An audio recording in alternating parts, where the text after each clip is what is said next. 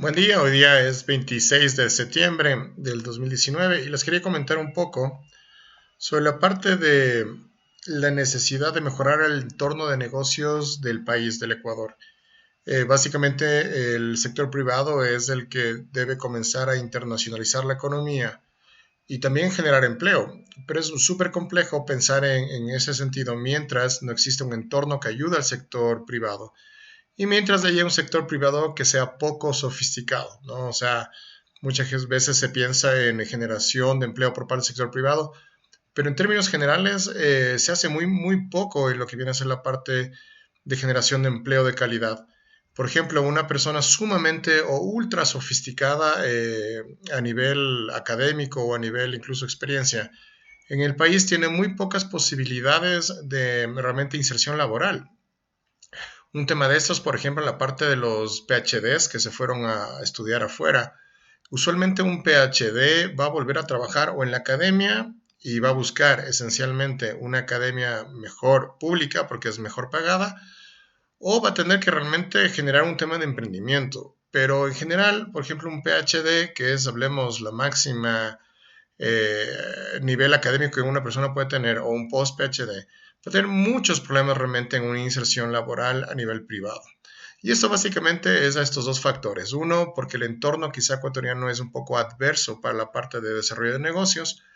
Y esto realmente involucra que también las empresas internacionales y multinacionales que son sumamente necesarias en un país para aumentar el nivel y subir el estatus de la economía en general, pues le va a ser más difícil pues instalarse. Y por otro lado, claro, la parte de que existe poca sofisticación de los negocios locales y eso realmente hace que sea cada vez más difícil pues que esta mano de obra ultra capacitada pues se pueda desarrollar. De hecho, muchísimas empresas buscan manos de obra súper o ultra calificada, pero claro, con una oferta salarial pues sumamente baja, ¿no? Entonces, eso es un poco contradictorio. Mientras se promociona, hablemos del parte de que la gente siga continuamente capacitándose, por otro lado, la oferta privada no es suficiente y claro, queda la oferta pública. Y la oferta pública no va a decir que siempre tiene tema de conexiones para llegar a tener un empleo, pero hay algo de eso. Entonces, básicamente lo que se debe hacer en estos años es comenzar a mejorar el entorno general de los negocios en Ecuador como una de las máximas o una de las alternativas más necesarias y más importantes para pensar en un desarrollo económico.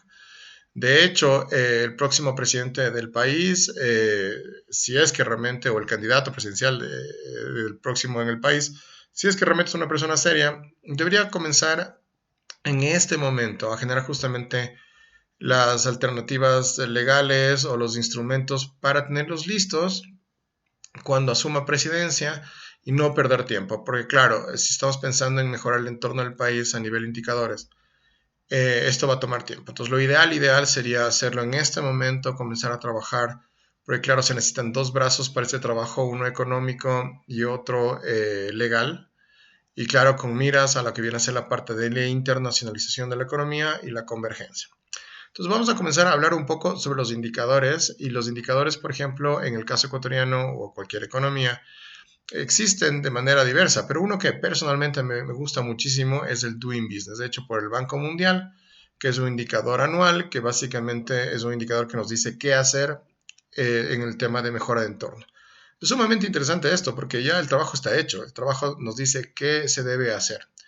Cuando se presentaba estos indicadores en el sector público era algo, hablemos, chistoso incluso, que muchas personas, incluso ministros, decían, no, el indicador está equivocado y el indicador está mal y no son así las cosas. Pero bueno, el indicador es algo así como tener presión alta. Uno puede creerlo o no lo puede creer. E inclusive puede estar equivocado, pero si no existen otras formas de indicador sobre lo que viene a ser la parte de medición de entorno, pues es lo que hay. Entonces, básicamente es algo que se debe creer y algo que se debe mejorar.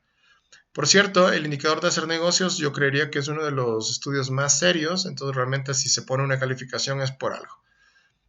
Muchos políticos e incluso tema gente privada, pues también le molesta un poco las calificaciones porque dicen no es en función de la realidad. Recuerdo alguna exposición que tuve con unos 50 empresarios ecuatorianos hace más o menos unos 10 años, que fue una invitación de una universidad y yo les explicaba el nivel de poca sofisticación que tenemos los ecuatorianos de forma general a nivel empresarial y privado.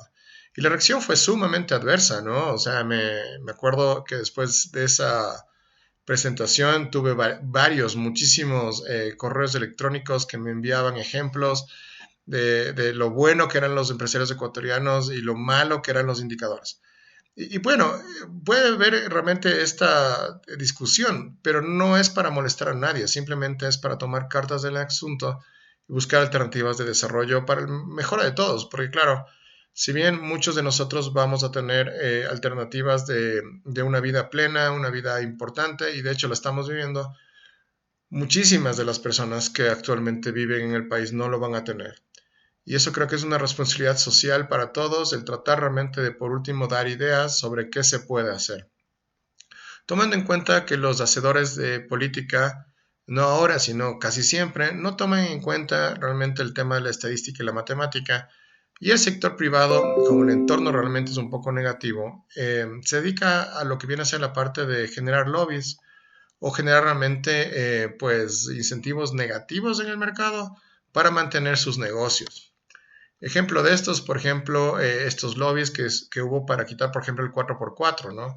Hubo un lobby intenso para lo que viene a ser la parte de lo que se consideraba para algunos sectores empresariales, la parte de una competencia desleal. Y claro, le quitaron esta herramienta a las personas que podían realmente importar de forma directa ciertos productos y que ayudaban a la economía porque regulaban precios, generaba competencia y la competencia siempre es sana.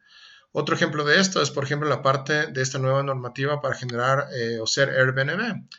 Es decir, yo tengo un activo y ese activo puede ser utilizado de forma productiva y ahora tiene una limitación y una, hablemos, condición para limitarlo. ¿Por qué? Porque hay ciertos lugares en Ecuador que dicen, no, esta es una competencia desleal. ¿Y desleal por qué? Porque a la final piensan que realmente quitando estos espacios de la competencia van a mejorar y no es así.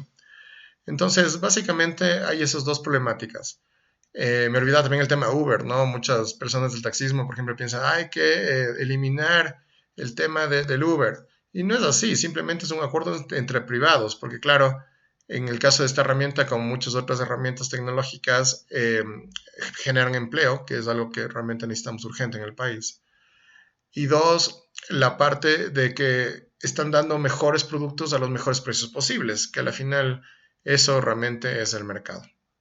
Y bueno, estas dos condiciones que les estaba comentando es lo que me gustaría comentar el día de hoy. Por un lado, la parte de mejora de entorno y por otro lado, ver cómo estamos en la parte de sofisticación en los negocios o qué tan sofisticados somos a nivel,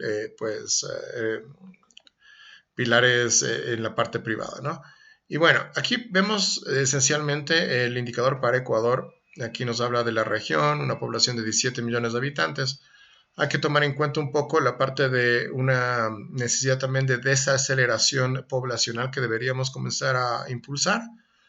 ¿Cómo se impulsa esta desaceleración de población? Usualmente son políticas de género enfocadas en el apoyo a que las mujeres tengan un empleo estable y formal. Ese es el mejor sistema realmente para disminuir un poco la parte de la parte poblacional. Y no estoy pensando en medidas draconianas, ¿no? Como la que hubo en China en su momento de un niño o una familia. No, cada quien tiene la libertad de tener los que sea. Pero es importante tomar en cuenta que el Ecuador tiene realmente la mayor densidad de población por kilómetro cuadrado de América Latina. Y eso en algún momento va a ser un problema, sobre todo porque la mayoría de esa población está en urbes y las ciudades entonces necesitan ir en el ritmo justamente de ese crecimiento poblacional.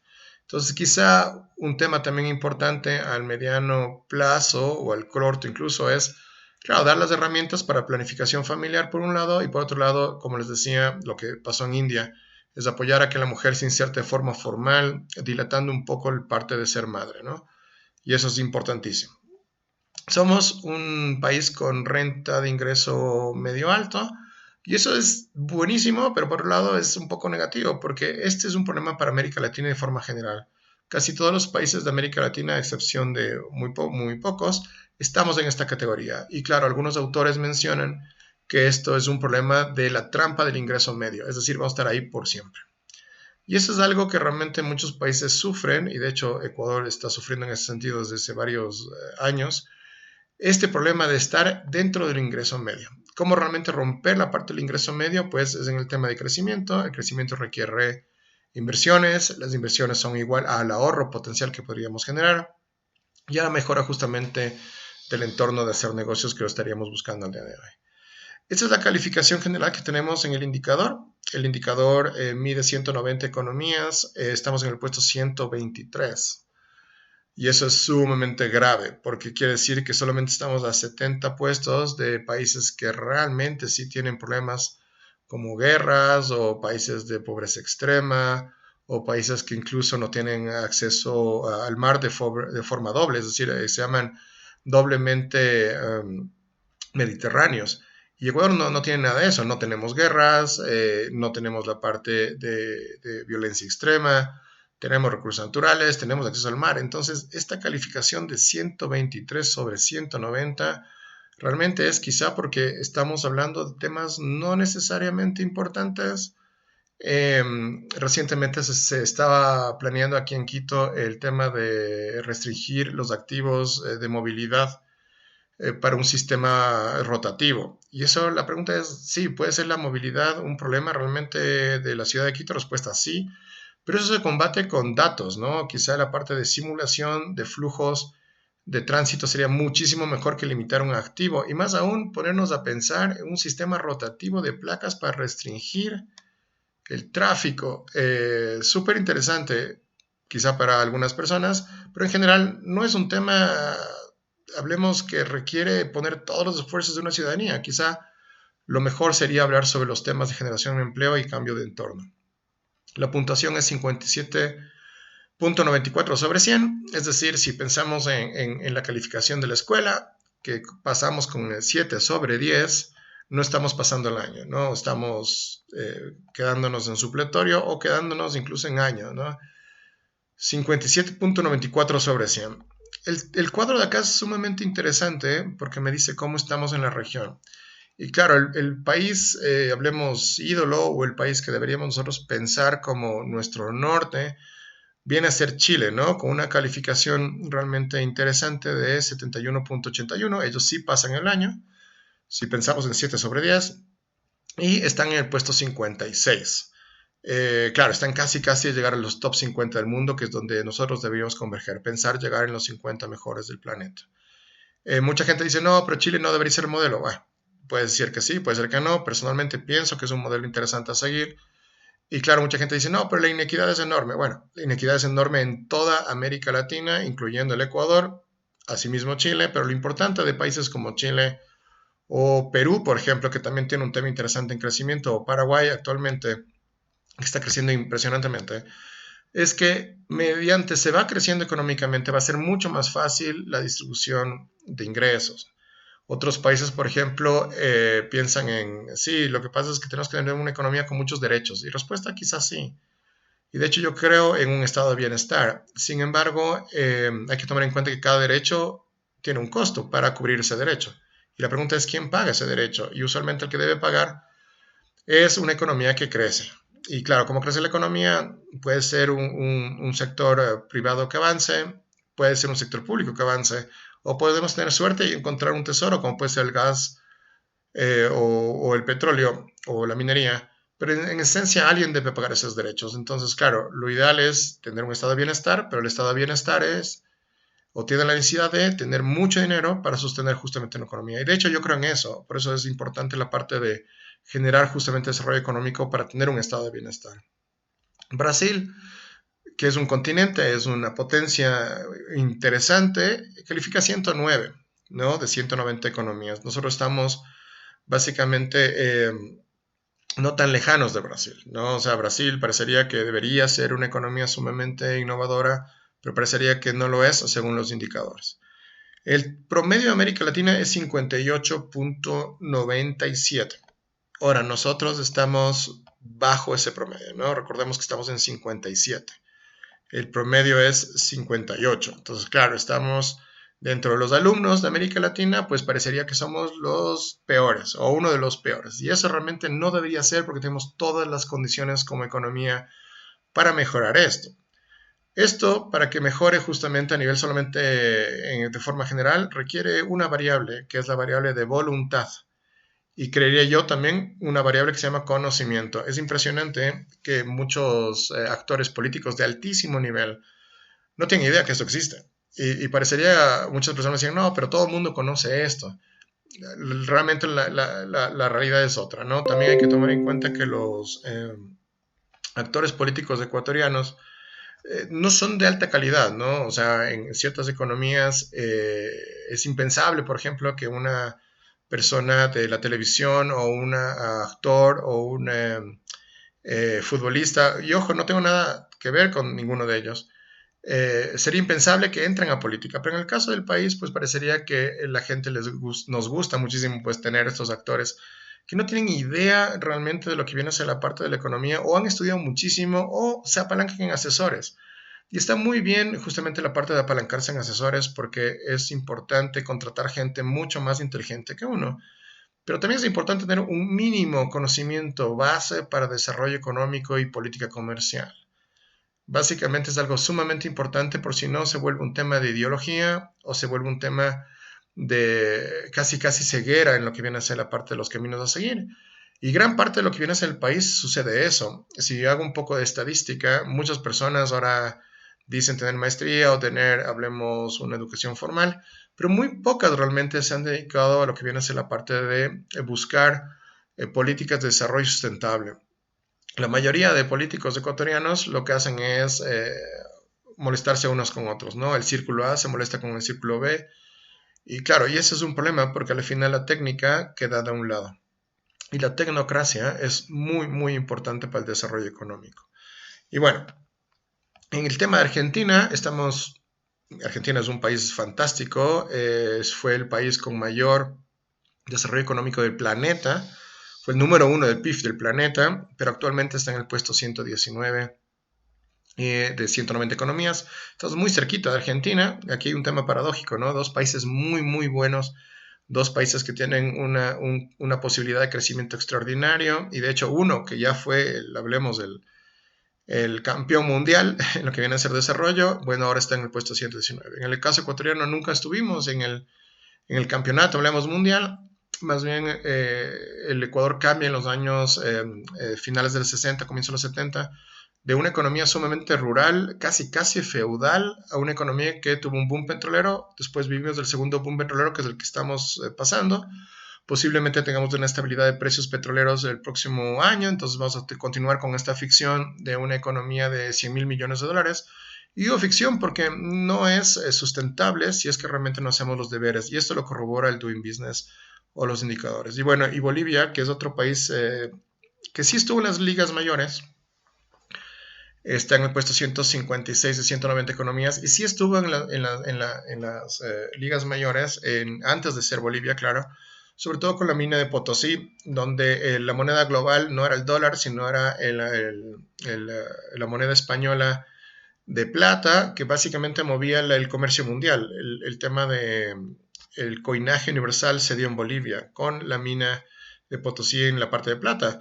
Y es interesante que ahí también le entró un poco la tecnología europea, ¿no? Que logró justamente extraer mucha más plata con la inserción del mercurio para la extracción de plata. Bolivia es interesante porque está creciendo bastante bien, ha habido una reducción de la pobreza importante, pero claro, una deuda, hablemos quizá de ese país, viene a ser la parte de mejorar el entorno, porque claro, actualmente tienen cosas extraordinarias como minerales, tierras raras, el tema del litio que debería ser explotado de mejor, no digo de mejor, pero hablemos ampliando las posibilidades y oportunidades, ¿no? Porque el litio es una herramienta necesaria para lo que viene a ser la parte de baterías y estamos hablando de entonces hardware, estamos hablando de autos eléctricos, estamos hablando de autosustentabilidad en casas, por ejemplo. Entonces, claro, hay que tomar en cuenta que esa tecnología no va a ser para siempre. Entonces, la explotación, por ejemplo, de ciertos minerales que Bolivia es muy rico, pues debería darse. Actualmente Bolivia, si uno visita ese país, se da cuenta que hay un crecimiento económico importantísimo. Pero claro, usualmente va a infraestructura, no a bases de sustentabilidad como puede ser la parte de industrialización y sobre todo la internacionalización, porque Bolivia, al igual de que la mayoría de países latinoamericanos, requiere irse al mundo para generar suficientes ingresos para un estado de bienestar. Aquí el indicador se pone un poco mejor, porque el indicador ya nos habla de algunos temas que debemos trabajar. No sé si realmente vamos a tener tiempo para hablar de cada uno de ellos. Voy a hablar quizá no de todos, sino de algunos. Pero aquí, por ejemplo, algo interesante. En el tema de apertura de negocios, Ecuador califica 168 de 190 economías. Entonces, si yo soy un inversionista extranjero y digo, mira, vamos a Ecuador, es un país interesante, 70% de la población tiene menos de 25 años, tienen dólares y el dólar es interesante porque el primer riesgo de inversión es el riesgo financiero, es decir, el riesgo de devaluación monetaria. Ecuador no lo tiene, pero calificamos 168 sobre 190 economías y hemos mejorado 0.08 el último año. Este es el Doing Business 2019. Y claro, es algo que realmente espantaría a cualquier persona. Es decir, el emprendedor ecuatoriano, que es un emprendedor importante, de hecho el emprendedor ecuatoriano yo creo que es una persona sagaz. En Ecuador se emprende por dos razones. La una porque realmente somos personas trabajadoras y dos es por la necesidad, la falta de empleo. Y aquí justamente nos damos cuenta por qué estamos en 168 de 190 economías. Por más que este indicador ha sido el que más le han dado duro a veces la gente en la parte política, porque dicen, no, el indicador está mal, no es la realidad así, se puede hacer una empresa en 2 días, etc. Pero si pienso realmente en realidades, parecería que el indicador no tiene realmente un sesgo ni político ni ninguna intención negativa para el país, simplemente es lo que es. En el tema de procedimientos, Ecuador tiene 11 procedimientos para ser una empresa. Los países de mayor desarrollo económico del mundo hacen 5. Entonces tenemos que, en teoría, retirar 5 procedimientos para realmente estar dentro de las ligas mayores. América Latina tiene 8, es decir, estamos casi a 4 pasos más de hacer una empresa. Si me preguntan, lo ideal sería realmente en esta ley de sociedad de la información que en algún momento se debería tratar, es incluir esto para ser como Nueva Zelanda, que es el número 1. Y los neozelandeses básicamente no son extraterrestres para hacer una empresa en apenas 24 horas con cero costo y con un procedimiento. El cero costo es sumamente importante para ayudar a la formalización. Me parece que en el caso ecuatoriano, los $200 me parece que se necesitan para formar básicamente una empresa. Recuerdo que había algo relacionado con lo que venía a ser la parte incluso de la firma de los abogados y se cobraba un fee por eso. Bueno, eso es un error, porque justamente el cobrar algo que se necesita, teniendo justamente la necesidad de formalización de la economía, pues eso es un error. De hecho, el Banco Mundial lo que sugiere es que sea como Nueva Zelanda, cero dinero, un paso y todo lo demás, que son permisos, etcétera, sean ex post y sean realizados en los próximos 60, 180 días y que sean revisados de forma aleatoria. Es una sociedad de confianza y de hecho funciona mejor de lo que la gente piensa. Mucha gente dice, no, en Ecuador es imposible. Es muy posible. Y un ejemplo de esto es el Uber, ¿no? El Uber se da de alta el auto en función de tomar fotos del auto y tomar fotos sobre alguna credencial que se tiene. Y no existe realmente una comprobación de que los documentos y que el auto y etcétera están en buen estado. Es un tema de confianza y claro, el mercado es el que califica esa confianza y existen controles aleatorios. Lo mismo pasaría en lo que viene a ser la creación de empresas. Esto es impresionante. El tiempo en días se demoran 48 días, básicamente. En América Latina se demora la mitad, entonces estamos siendo la mitad de poco competitivos en el tema de creación de empresas. Y los países pues de ingreso alto en lo que dice en el mundo pues se demora 9. Me encanta Nueva Zelanda, se demora medio día. Y de nuevo, los neozelandeses no son extraterrestres, simplemente son personas que entienden que teniendo un país muy alejado, con pocas industrias, necesitan internacionalizarse. Entonces básicamente necesitan apostar a lo que tienen. El costo de hombres, que es básicamente un porcentaje sobre el per cápita, es alto, ¿no? 21% de nuestro per cápita. Es increíblemente alto, ¿no? En el caso de América Latina, 37.8. Ahí tengo que dar un ok a Ecuador. Es mejor que América Latina en el tema de costos. En los países de ingreso alto es 3.1%. Y me encanta Eslovenia, 0%. Es decir, no se cobra nada, como debería ser, porque básicamente estamos procurando el tema de no ganar dinero por la creación de empresas. Estamos viendo la posibilidad de generar formalización en la economía. Y claro, apoyar a los emprendedores que son incansables. A mí me duele muchísimo cuando, por ejemplo, un policía municipal, en el caso de Quito, retira mercancía. Eso es muy negativo, porque están retirando mercancías a personas que requieren sobrevivir o hacer negocio. Lo que hay que apuntar es la mejora del proceso, no realmente quitar o retirar mercancías. Nunca voy a ver eso, por ejemplo, en un supermercado, retirando mercancías, ¿no? Con la violencia que esto conlleva. Y realmente no es positivo tener eso en la capital del país, que tiene todas las condiciones para ser realmente una capital regional o incluso la capital de Latinoamérica, porque si yo me pongo a pensar es una ciudad muy completa, pero claro, requiere mejorar el entorno. El tiempo de las partes de mujeres es peor que la parte de los hombres, ¿no? Lo ponen como 48.5 días, ¿verdad? Y claro, la parte de Nueva Zelanda es súper interesante, es la economía que más promueve justamente que las mujeres sean emprendedoras. Recordando lo que comenté anteriormente, es súper necesario el tener a mujeres trabajando para desacelerar la parte de crecimiento poblacional. Y por una factor matemático, PIB sobre población, ese es mi norte, mi per cápita. Entonces tengo que por un lado aumentar el PIB, pero por otro lado bajar población. Y claro, el requisito de capital mínimo, actualmente Ecuador, chapó, es un 0, ¿verdad? América Latina 1.5, la OSD es 8.6. Y bueno, ahí sí estamos súper interesante porque claro, estamos justamente en la parte de que el mundo dice, vea, mientras más barato mejor. Es decir, podemos hacer esta iniciativa como tal. Algunas variables que hay que observar. Llegar justamente a ser como Nueva Zelanda no debería ser difícil. El estudio está, los pasos que hay que mejorar están. La mayoría realmente de pasos que hay que mejorar se refieren a lo que viene a ser la parte de un cambio legal. Y el cambio legal realmente necesita muchísimo trabajo, al igual que el tema económico, y tomar en cuenta un tema también de reducción o eliminación de algunas instancias gubernamentales que no son necesarias en el camino realmente de creación de empresas.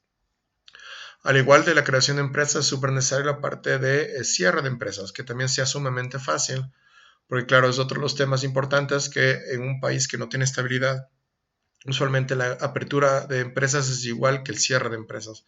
Entonces los costos, pasos y tiempos para este tema también deberían ser pues disminuidos.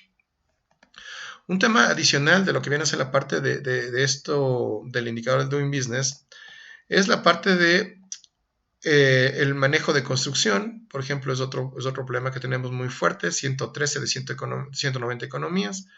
Es decir, si es que realmente estamos pensando que la construcción es un segmento que apoya la generación de empleo, yo creería que sí, parcialmente.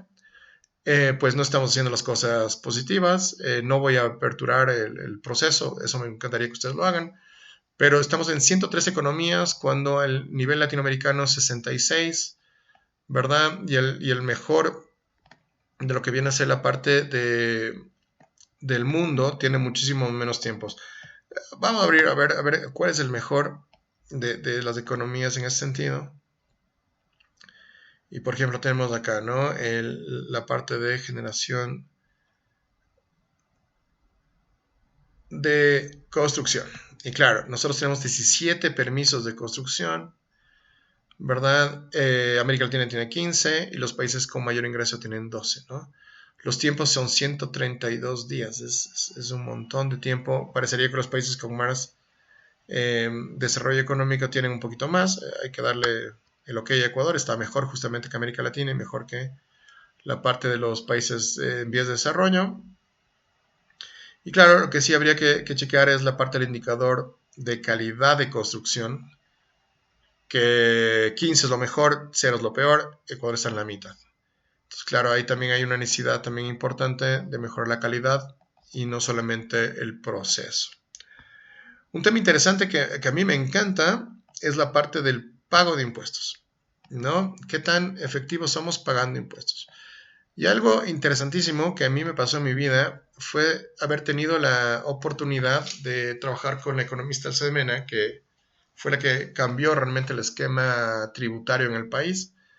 Y realmente fue para mí un posgrado, ¿no? O sea, aprendí muchísimo de ella y para mí es una persona extraordinaria que aporta y aportó mucho al país. Y bueno, este tema de la realización del SRI creado por ella y este tema de mejora realmente de lo que viene a ser la parte de esta cultura tributaria, en los últimos años como que ha sido un poco más una parte de coerción, ¿no? O sea, un poco de obligar a alguien un poco para seguir pagando impuestos y está muy bien si es que existe calidad de gasto, ¿no? O sea, el aumento de impuestos o el gasto, hablemos público, es el que nos dice si es que cobrar impuesto está bueno o malo. Aunque también en algún momento habría que ver cómo estamos en una curva que, que la curva nos dice justamente si ya estamos excedidos en la parte de impuestos. Hay que tomar en cuenta también que, por ejemplo, el IES tiene todos los condicionamientos de un impuesto. Entonces, claro, la carga tributaria no solamente debe ser medida con la parte del impuesto a la renta más los demás impuestos indirectos, sino la parte del IES, ¿no? Entonces habría que calcular. No lo tengo realmente la carga tributaria ecuatoriana, en algún momento voy a revisarla para ver en cómo estamos. Lo que sí estoy muy de acuerdo es la parte de los impuestos, como por ejemplo el IVA. Nosotros tenemos actualmente un IVA del 12, debería subir un IVA al 14, siempre y cuando exista calidad de gasto, no para que hagamos proyectos faraónicos que nunca funcionan, o para pagarle al embajador que esté en un lugar sin hacer nada, o para, por ejemplo, el tema de comprar armamento súper sofisticado si ya no tenemos realmente una guerra, y sobre todo para que después nos demos cuenta que hemos comprado chatarra, o, por ejemplo, para generar más burocracia no técnica, sino, por ejemplo, política. Para eso no. Si se aumenta, por ejemplo, el IVA, que para mí me parece sumamente interesante, muy importante hacerlo para generar el tema de una economía de bienestar en un impuesto directo, pues vale la pena. Si no, pues ¿para qué? El tema del impuesto a la renta quizá debería comenzar a disminuir, pero ampliar la base tributaria. Algunas personas decían que sería extraordinario pues que el ecuatoriano nazca con dos temas, uno la partida de nacimiento y la otra es del RUC. Entonces, en ese Ecuador creo que es muy interesante porque las bases de datos del SRI pues son importantes y básicamente pueden hacer muy buen control tributario. En el tema justamente de pagos, número por año, nosotros tenemos 8 pagos por año, América Latina tiene 27 y los países OECD tienen 11. Me voy al otro lado, lo que viene a ser Hong Kong, que es una de las economías más libres del planeta, cual me encanta y deberíamos procurarlo ser. Tiene 3 pagos por año. Quizá ese es un tema que deberíamos pensar. Donde sí realmente estamos desbordados en la parte de horas que dedicamos a pagar impuestos. Y claro, las horas que se dedican son 664 horas al año, ¿no? América Latina son 330, los países OECD son 159 y uno de mis favoritos, Singapur, 49. Y claro, queremos ir a un Singapur, pues entonces hay que bajar las horas que nos dedicamos justamente a pagar impuestos. Y por cierto, ¿cómo se logra esto? Mejorando los procesos. Ya tenemos una base tributaria importante, ya sabemos cuál es el tributo que más genera en la economía, que es el IVA. Ya sabemos justamente en la parte de mejora, hablemos en lo que viene a ser en procesos. Entonces el reto país viene a ser mejorar esto, de 664 horas, ¿verdad? A 49 con Singapur. Me encantó un tema interesante que voy a hacer ahora. ¿De cuánto esto es en meses, no? O sea, 664 dividido para 40 horas de la semana son 16 semanas dividido para 4, ¿verdad? Nos dedicamos un tercio del año a pagar impuestos y eso es totalmente ineficiente. Claro, sería sumamente positivo hacerlo como Singapur, hacerlo un mes y medio, o sea, 4 veces menos, lo cual me parece fantástico. Y esto es posible porque la institución tiene recursos humanos fantásticos, la institución tiene buenos procesos, tiene tecnología. Lo que necesitamos un poquito es el tema de voluntad y visión para que esto se logre. Y claro, la parte de impuestos, como les decía, no está mal el ampliar incluso la base tributaria siempre y cuando se tenga la parte, por otro lado, de calidad de gasto. La calidad de gasto es indispensable. A mí cada vez me duele el estómago cada vez que veo un, un auto de 4.500 centímetros cúbicos en la ciudad de Quito, una Ford 150, por ejemplo, gastando nuestros dineros en un subsidio que no genera valor. Realmente es algo muy negativo. Y pongo un ejemplo importante. Mi hijo acaba de ser vacunado por sus 6 meses. Y claro, las vacunas nos costaron $600, ¿no? Y claro, perdón, $200. Y el doctor, yo le decía al doctor, que es mi pediatra desde que soy muy, muy pequeño, yo confío en él, me decía, bueno, ¿por qué te vacuno con otras vacunas que no tienen el sistema público? Y lo que él me decía era, porque las vacunas justamente deben tener la mayor calidad posible. No hay como tener una negatividad en lo que viene a ser la parte de la vacuna para tu hijo, porque claro, es una inversión que a futuro le van a ayudar al niño a tener mejores condiciones de calidad de vida. Me decía, si bien el sistema de vacunación ecuatoriano no es negativo, existe y está bueno, la calidad de lo que vienen a ser los insumos que a veces se compran, usualmente se va al precio más barato. Y ahí sí en medicinas puede discrepar que lo barato no necesariamente es un tema que es positivo para ahorrarse en el país, ¿no? Quizá deberíamos buscar la mejor calidad posible en el mejor insumo o vacuna posible.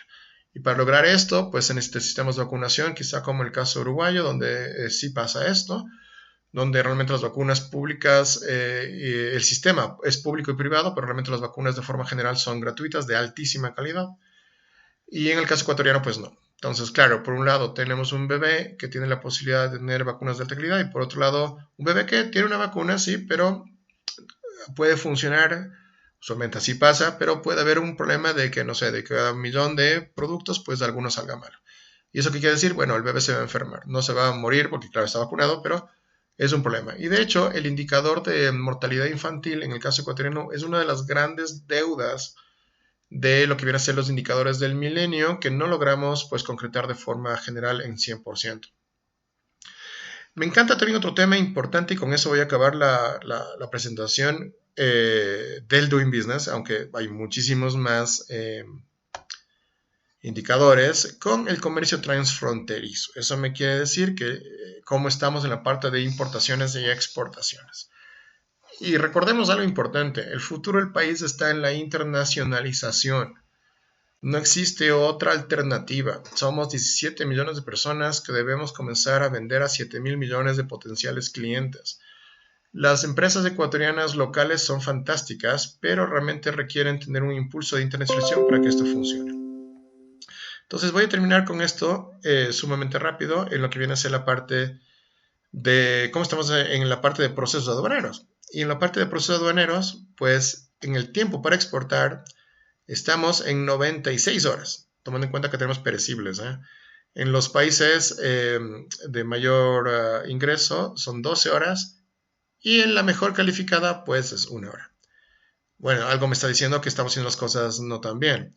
Si bien la aduana ecuatoriana ha mejorado de forma sustancial en muchos temas desde hace varios años, es importante tomar en cuenta esto. 96 horas son casi 9 veces más que los países de ingreso alto que algunos no necesitan internacionalizarse. De forma tan agresiva como nosotros, ¿no? Pensemos en Estados Unidos, tienes 400 millones de personas que ya son un mercado, nosotros tenemos 17. En los costos, nosotros somos mucho más costosos que los países OECD, $560, ¿verdad? Los países OECD, pues 139. Y en lo que viene a ser la parte de los costos para importar, estamos esencialmente en el doble que los demás países de mayor desarrollo, tomando en cuenta algo, que nosotros tenemos mar, entonces no debería pasar esto. Y esto sí me mata, ¿eh? En lo que viene a ser los tiempos para importar. Por cierto, sigo esperando mi carga aérea de mi menaje de casa, casi 2 meses en Ecuador, no llega aún. Y bueno, es por un proceso interno del país que se ha demorado. Pero no tengo realmente noticias aún, aunque es un homenaje de categoría diplomática, que en teoría debería ir rápido. Pero bueno, en horas de importación nosotros tenemos 120 horas, cuando realmente la parte importante de las economías mejores es de 3.4 y el promedio de América Latina es 80. Y es sumamente, esto sí es negativo porque el Ecuador necesita importar materias primas, insumos y también temas de comercio para que ayuden a la competencia.